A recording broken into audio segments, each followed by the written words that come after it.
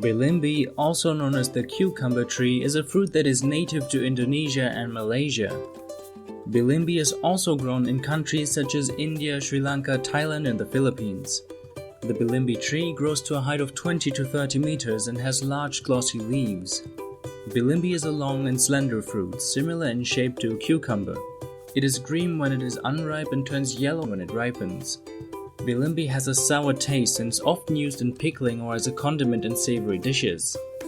The fruit is high in vitamin C and antioxidants. It also contains potassium, magnesium, and calcium and is a good source of dietary fiber.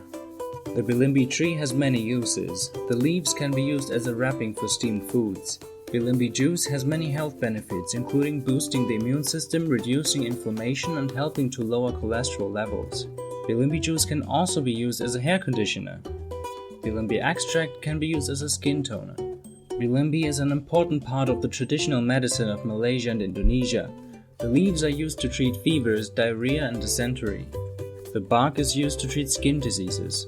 Bilimbi juice is used to treat dandruff and hair loss. Bilimbi extract is used to treat acne and other skin disorders.